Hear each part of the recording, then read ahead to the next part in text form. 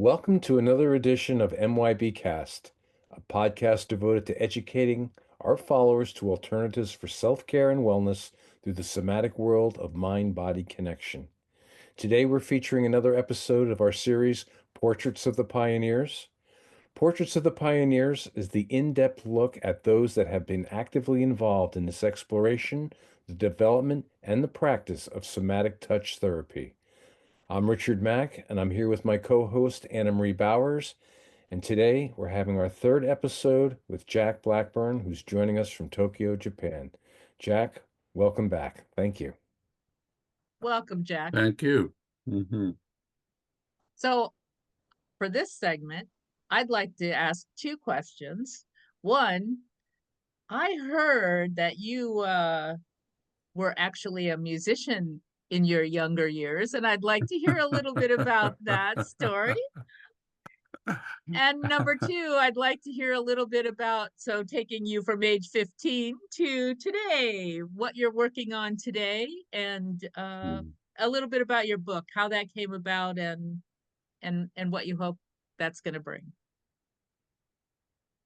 Well, let's see. I started joining the adult world when I was 15 years old because I was a drummer and I had developed, my neighbors thought it was crazy because I was practicing drums and they could hear it all through the neighborhood. But, and my mother was encouraging me to do that because she was a concert pianist and she had stopped performing. She couldn't do it anymore. Well, anyway, so I won all kinds of drummer contests as a kid, and this person said, "Well, you played in this high school band, and we really loved what you were doing. We'd like you to join us." So I actually did join them. They were jazz musicians, and I had been playing Sing, Sing, Sing. You probably remember that, Richard. I was playing Sing, Sing, Sing at their high school. So they asked me to join them, and then they connected me with their fathers who were playing for dances. And so I started, I had to get a musicians union card, so I did a interview and I had to demonstrate and so on and so forth. And I got a musicians union card at 15 and I started playing with these older guys. And it was a great way to make money. Um, Fortunately, they were willing to come and pick me up and my drum set. Uh, and so I started. It was much better than working in restaurants or liquor stores, which I'd also done. Um, so um, so anyway, so that's a little background. I still play drums when I go back on Orcus, and we play a lot of hand drum stuff ourselves, African drumming, that kind of thing. How fun. So yeah, so rather than just set drumming and playing in different kinds of bands, I was playing with that and for dancers, which is really fun for me. So that's thank you, Anna Marie. I don't think anybody in the Traeger world knows that I'm a drummer. They do now.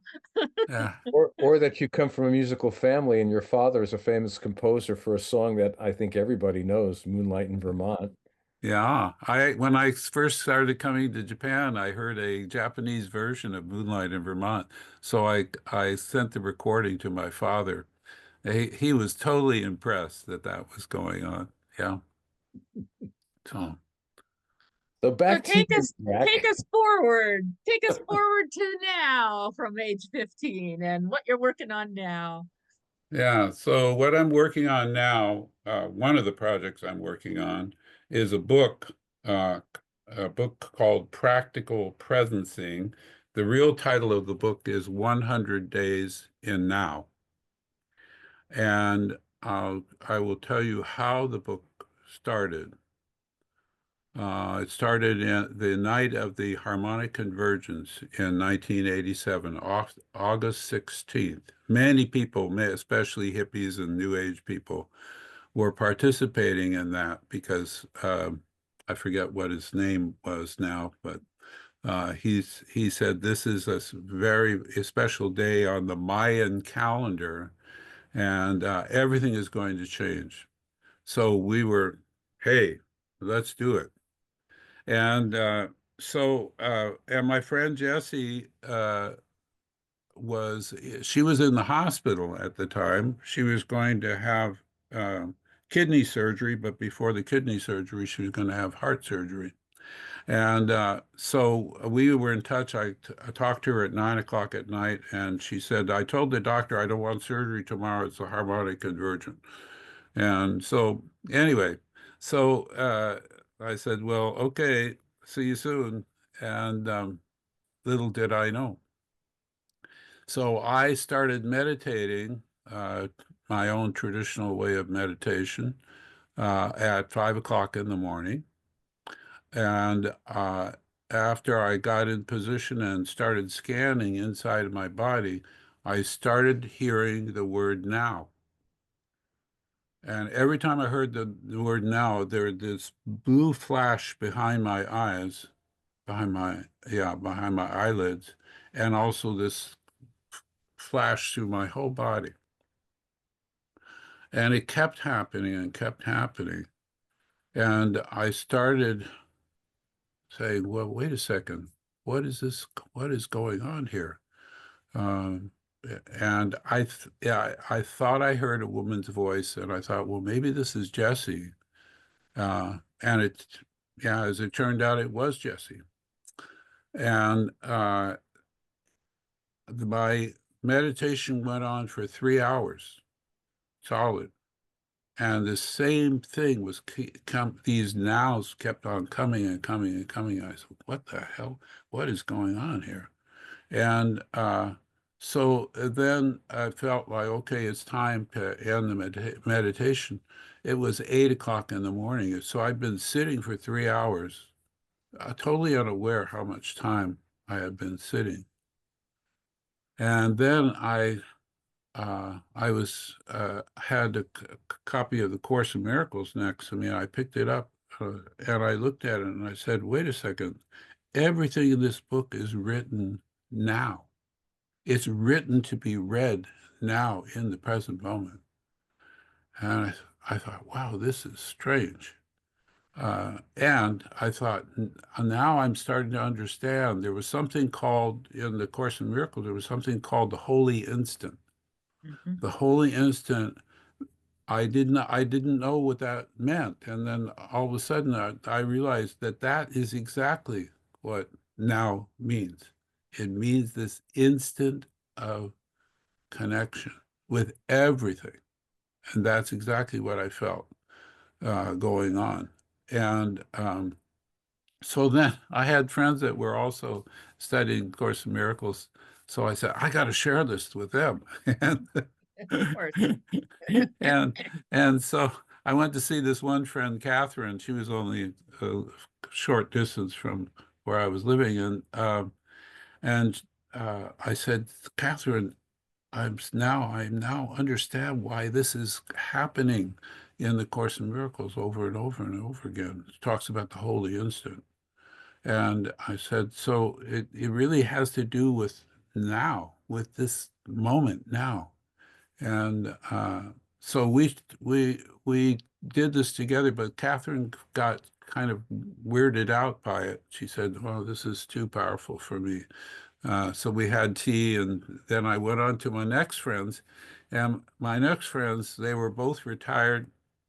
He was a executive for Standard Oil, and she was a person who had trained psychotherapists. And so they were having breakfast together, and I said, I've got to tell you this. So I said, what it means is that right now is the moment. And and then Dave said, oh, okay. Oh, yeah, okay. Oh, and all of a sudden, Dave and I joined in the present moment. And it was something neither one of us had ever experienced before. And it was so powerful. It's like everything was, we were discovering ourselves for the first time together. And we were hiking buddies. We'd done hiking all over the mountain on the island and so on. And Dave, he was much older than me, but he was very enthusiastic about that kind of stuff. So we were very close friends. And Sherry, who had been the trainer of psychotherapists, she said, "Wow, I can tell you guys, something is happening between you guys." And what I realized was later, was that David and I were meeting being to being.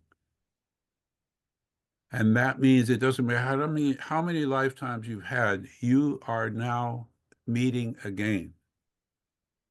And that all of a sudden it's kind of hit me that all of us have that opportunity, that this is not the first lifetime, that we have human beings are, we call it evolving, but something is happening, and periodically you meet somebody and you know that you have met them before.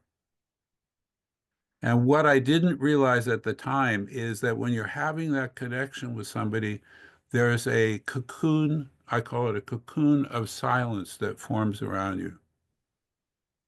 And you don't have to talk about what you're doing right now because there's another kind of communication that's going on with that person. And it's really like, oh, this is familiar territory. I recognize you. And the other thing that came out of that experience was I discovered that Jesse had died. I discovered that later in the day, but I guessed that that is what happened, and that's why she was giving me that gift, because I had helped her. We were very close friends. And so in any event, that actually has, ever since that experience, that has taken over my whole life. Everything to me is about the present moment and coming into the present. And also, what I learned about the human body is the human body, everything that keeps us alive, everything, the heart, the lungs, the digestion, all those things, the way the body heals itself, every one of those things in the human body is right now. It's not in the past and it's not in the future. That's why we survive. And we survive longer than any machine we've ever created. Because, and that has been passed down generation after generation after generation. The heart that's beating inside Richard right now is the heart that he inherited from his mother, who inherited from her, both her parents, and who inherited going back and back a dozen, thousands of generations. This has been going on. The reason we are alive and the reason we're experiencing what we're experiencing is because this has been passed down through our bodies. The same is true in the animal world. We are all generational linked, and we can actually feel. If you think about it, if you go back two generations, that's already 16 people that are part of you. If you go back one more generation, it's 32 people that are part of you. If you keep going back, you realize, my God, I've inherited this, and I'm a continuation. That doesn't mean you're the same person, the same being, but it means that everyone around you is in the same boat. Mm-hmm. And the other thing I realize, and I say this as much as I can, the animal kingdom always lives in now. They do not live in the future or the past. They live right now. And that's why, in a sense, if you come, and this is one of my discoveries, if you come into the forest or whatever, and you are practicing presence, you're coming into now, the animals greet you. Me The too. first lesson in my book is that if you come into presence and you practice presence, and Milton Traeger gave us one of the ways of entering presence by laying our hands, and then all of a sudden recognizing that something else is going on. My hands are starting to flush. They're starting to get quite soft and so on. And something is happening inside me. Well, if you do that and go into the forest, animals are going to greet you because animals are not used to human beings being present. Our ego minds take over and dominate. That's where AI is coming from. All the egos are saying, boy, we've learned so much in physics and so chemistry and mathematics and so on. Let's put it together and finally we'll understand everything. We'll understand the universe and everything. And it ain't so. It ain't so. We could duplicate things with AI, but that's not consciousness. Consciousness is something very, I looked up presence on AI. It was so funny. There was so many different versions of something that AI clearly could not understand at all.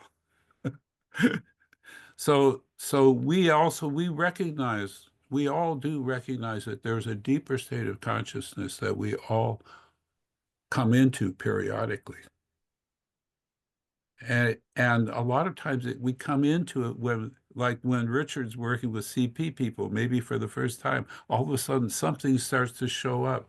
Oh, wait, if I throw a ball to him, or if I throw a, whatever those fuzzy things are, and I teach him to catch it, all of a sudden he started to use his body, especially that part of his body that's affected by the stroke. He started to use his body in a different way. And this is what, to me, this is what presence is. It is continually giving us a gift.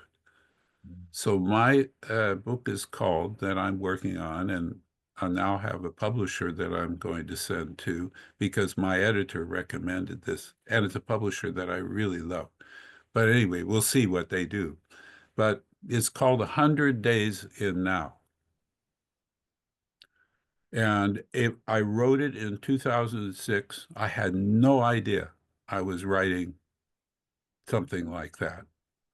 I, first of all, transcribed it in 2011, and then I've worked on it ever since because I thought, how did this happen? I don't understand it. Every day I'm writing another lesson in presence. How did that happen? So I come back to Jessie Penny because she gave me the gift of now. She gave me the gift of present. So, and the book probably is going to be published fairly soon.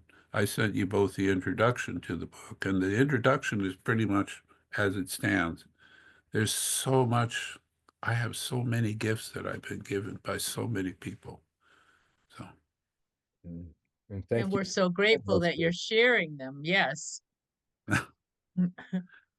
I have And 3 people that are using the 100 days to work on their cancer, and all of them are beyond the cancer now.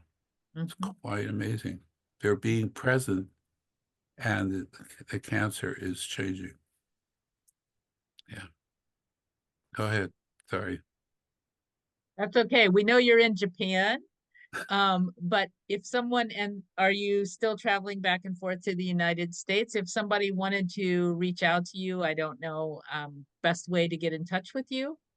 Best way to get in touch with me is through my emails, first of all, and then they can be on FaceTime, and there's various other ways that we can have a conversation like this without being interrupted. Okay. And WhatsApp what's your email? is Jack Presence, PRESENCE @gmail.com. Yeah. And we're going to be starting to do podcasts of each of the 100 exercises. That's Fabulous. fantastic. That's great, Jack. fabulous. Oh, I can't wait. I can't wait. So, yeah. So And what was, go ahead. Well, no, that's good. That's good. What was happening in 2006? Tell us a little bit about what was happening that you were writing this in 2006. Well, it was my third trip to Japan, and I had been given this book. This is a hand-bound Japanese book. It was blank book, and I started on each day in Japan. I started hiking up through this mountain and this forest, and then coming to a small town at the top of the hill. I did this before I'd go up at 6 o'clock in the morning or even earlier. And on that hike through nature, I'd find things that are Japanese very uniquely, like ancient carved statues and things like that that are just there in the forest. And I was just so amazed and also the little creatures that I'd find on the way. And then what happened is the friend who was the wife of the friend they were both hosting me. She said, "Have you ever been to McDonald's in Japan?" I said, "Oh, I never go to McDonald's. No way. It's cheap and well, anyway." So so so I went to the McDonald's, and first of all, when I went inside, they were playing classical music. And and then when I went up to the second floor, I could see the whole town, and the classical music was playing, and I got this book out, and I said, "Oh, okay. Well, I just had this experience on my walk, so I'm going to start writing in this book." So I wrote. Let's see, I'm finding page one here. Yeah, this is page one. Pick it So I up. wrote. Pick it up higher, Jack. Pick it up Oh, higher. okay. That's it. That's it. Yeah, there you go. So All right. so I wrote. This is called "Inside and Outside Are the Same." That is my first exercise. I didn't know I was writing exercises. I didn't know. And each day I would write, let's see, here's number 15. It's called Finding the Eternal Witness. Where did that come from? How did I write that? The eternal witness is something that's inside of us. The Catholics call it the Holy Spirit, but it's actually our witness of our own being that's inside of us. Um, so I'm doing this. I'm just going along, and every page is different.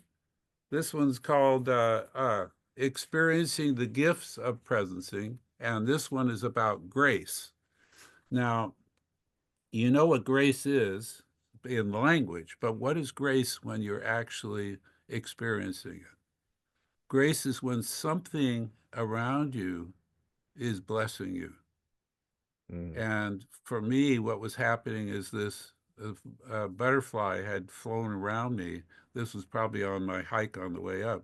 And she had landed close to me, and I thanked her for landing close to me. And then I realized that I was communing with her. There was something very, very special going on with this butterfly. And then she flew away. And I said, "Oh, please come back." And what I realized is that grace is something that is grace. It's not something that's permanent. I can't use my mind to keep summoning it up. It's a present experience, an experience of now. So I'll do one more here. I'm just skipping. I don't even know where I'm going here. Oh, this one is called Meeting the Adventurer Inside. Why do we do adventures? And what I was recalling when I was writing this one was I had worked with a woman who was the first woman to hike all the way to the magnetic North Pole. She was accompanied by a husky dog, but nothing else. She did the whole trip, and she wrote a book about it.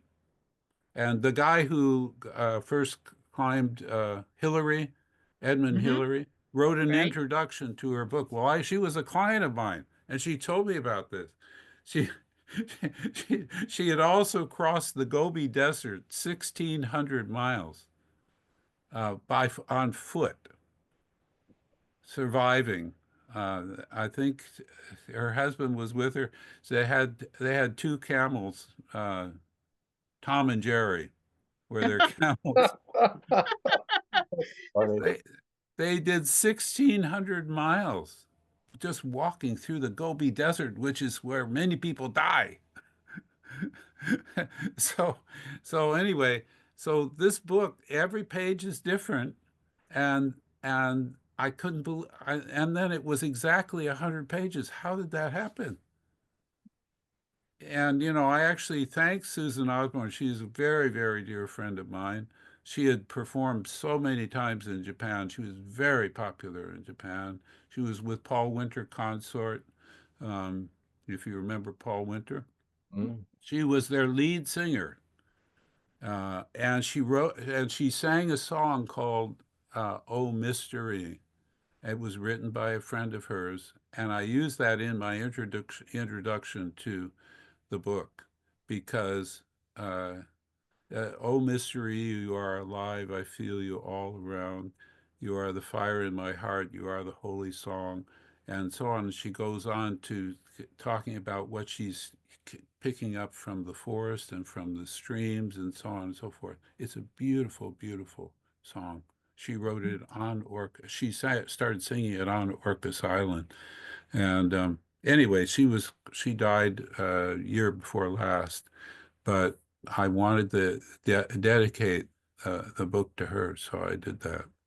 So, 100 days in now, and hopefully it's going to come alive for as many people as we can reach. So, yeah. Well, if you do have issues with the publisher that you're trying to reach out to, maybe we can help you. We're hoping that the foundation, we can open up a publishing arm for books Well, because it'll be interesting. Yeah.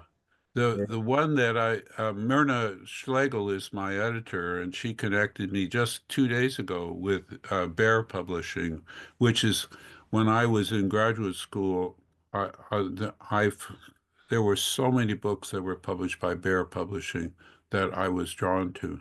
So this also in 2006. Why was I doing it? Because I was in Japan. Yes. And as I would walk to these villages, I'd pass, not villages, I'd pass hermits in Japan live underneath bridges. They put a kind of a tent underneath the bridge, and they live there. And I'd pass all these hermits, and then I'd pass a Shinto shrine, and so on and so forth. I could see at certain places, I could see Mount Fuji, just all these things that were kind of inviting me. And then during the day, I was teaching all Japanese people with a translator. And that was also it was such an incredible gift. Yeah. I learned something I will teach to Traeger people right now. If you're weighing your hands, okay, you feel the that weight in your hand. If you move your hands horizontally, you'll feel all this tingling in your hands. The reason you feel the tingling is because you're crossing the lines of force of gravity with the touch sensors in your hands. If you move really slowly, the tingling gets stronger and stronger and stronger. That's It's cool. presence. That's cool. That's for my Traeger friends. And those that want to learn Traeger. or how about our Feldenkrais friends that might want to just learn a little bit more outside of an individual? Well, to me, yeah, to me, Any of them. there's Yeah, no reason presence shouldn't be part of every, um, uh, even anyone who's doing caregiving doesn't. And exactly. I've taught doctors how to be present, so and it really works. And so, yeah, I think this is, like I said in the beginning, this is like our cure for the ego. because the ego has no idea. It's always thinking about the future or the past. And what can I gain and what can I lose? And am I guilty and all this stuff. So I think it's the cure for the ego. Do you want to say a little bit about your newsletter that you send out? Oh yeah, I send out a newsletter called Presencing Newsletter. I'm up to issue 110, I think, but it has many stories in it, and that's going to be another book. Good. Yeah, many stories of working with clients and having different experiences of presence and so on. But I realize that people don't know what presencing is, and so if I call it presencing, I can start to open that. That newsletter started in 2006, same time as I was writing in this book. Yeah.